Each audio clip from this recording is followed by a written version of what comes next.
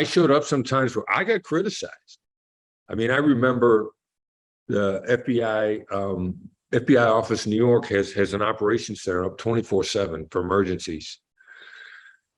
And I heard about a possible hostage siege, and I just went on the radio and I said, there are news reports of a hostage siege, just letting the command post know, I'm on my way, I'm going up there. And the supervisor of the command center came on and in a really sarcastic tone says, Chris Voss is calling a hostage siege that's unconfirmed in New York City, just so everybody knows. I mean, trying to ridicule me in front of the largest office in the FBI. The New York office is more than twice the size of the next office down. And I don't know if Washington, D.C. or Los Angeles is the next larger office, but New York is over twice as big as the number 2 office. And this guy wanted to embarrass me in front of the largest office in the FBI. And I didn't care. Like, he was a small-minded human being that was intimidated by somebody that would take action and take risk and get out there. And I didn't care. And the biggest turning points in my career came from me just showing up and not caring what the naysayers were going to say. And you talked about when you were in New York, were you a cop in New York, or what? Say it again? Yeah, and the reason why that kind of gets confused was I was an FBI agent in New York, but I was assigned to the Joint Terrorist Task Force, so it was FBI and NYPD.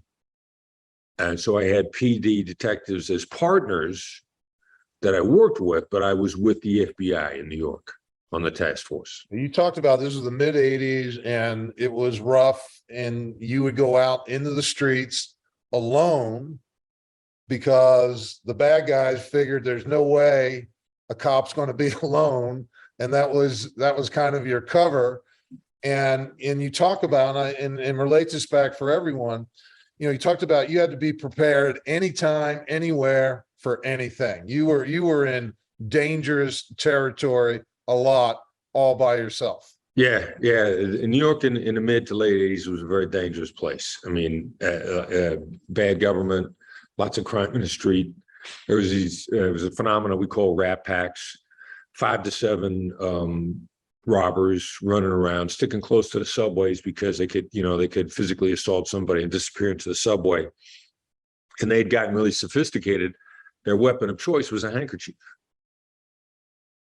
Now, what you can do with a handkerchief is you can wrap your hand with it the way a boxer does, and your hand becomes, a hard object that you knock somebody out with really easy.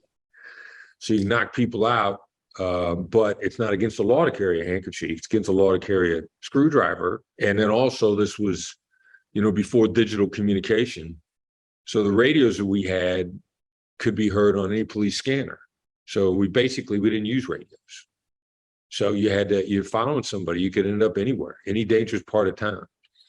And the bad guys, if you just understood that the bad guys figured there's no way a cop would be alone, as long as whoever you was following didn't see you, then the other predators on the street would leave you alone as long as you didn't act like a scared rabbit. If you act like you were cool with being there, that meant that you were probably armed, and that there's no way you were going to be by yourself. There were 5 to 7 other people with you, and they just couldn't see them. So, I'm walking in the South Bronx by myself at 1 o'clock in the morning in a housing project. They figure I got a gun and there's 7 other cops with me, and they're not going to touch me. Remember, you don't get in life what's fair, you get what you negotiate. If you want to become a better negotiator, click the link in the description below. How do you think that experience would relate to agents and what they need to be doing on a daily basis? That's a great question. Like, first of all, it's quiet confidence. Like, there's a lot of discussion about what confidence is. And confidence is not boisterousness. Quiet confidence comes from competence.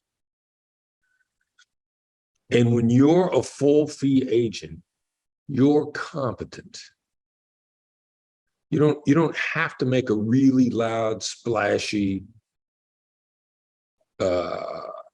sexy listing presentation. You know, it's saying in a first conversation with a potential client, quietly confident because you're competent. You know, I'm a full service, full fee agent. You're just stating, like, you know, I wear glasses. I have brown hair. I grew up in Iowa. You're just stating a fact. It's this quiet confidence. I'm running around a tough neighborhood in New York City in the 80s.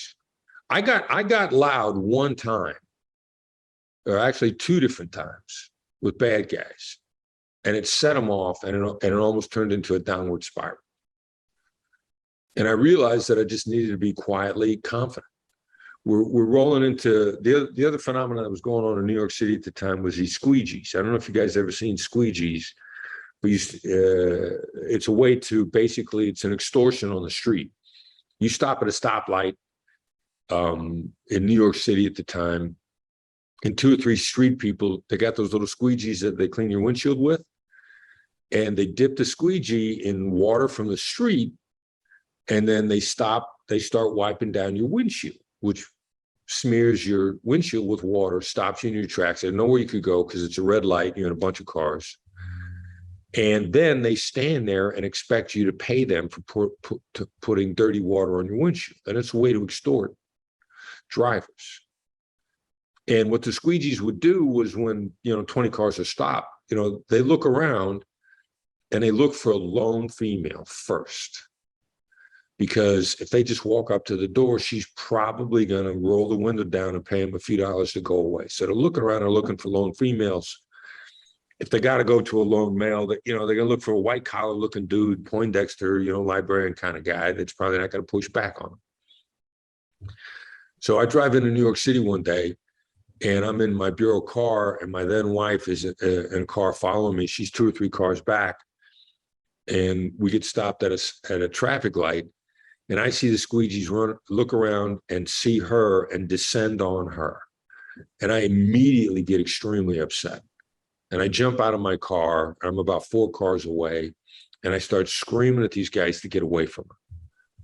And they look at me and they seriously consider whether or not they're going to rush me. I can tell from their body language they're thinking about coming after me, because I'm not being quiet, I'm being loud. And the light changes then, and I jump back in the car and we pull off. And I think, you know, that was just not cool. I mean, like, I almost made that worse by being loud. And sure enough, a block later, we run into another red light, and we're at a different section of street muggers, and the traffic stops, and she's 4 cars behind me, and 4 more of these thugs descend on her car. And I get out. And this time I just go, yo. And they turn and look at me, and I just go. And they looked at me, and they looked at her, and they looked at me, and they looked at her. And then one of the guys went, "What's with that guy?" And she goes, "I don't know. I don't even know who he is." And they all walk away. Like, quiet confidence. Quiet confidence. I'm a full service, full fee agent. You say it just like that, as if you're telling them what day it is. You're telling them what time it is, to use the vernacular in some lingo. Tell them what time it is. What time is it? It's 1 o'clock. What are you? I'm a full service, full fee agent. It's that simple. Quiet confidence based on competence. You know what you're doing. Subscribe to the Black Swan Group's negotiation newsletter, which is free. Doesn't cost you anything. I had a colleague with the FBI that used to like to say, if it's free, I'll take 3. Here's how you subscribe to The Edge if you're in the United States. Send a text to, the number is 33777. That's 33777. The text message that you send is Black Swan Method. Black Swan Method 233777. Comes to your email inbox on Tuesday mornings when you're ready to rock and roll and get after the week.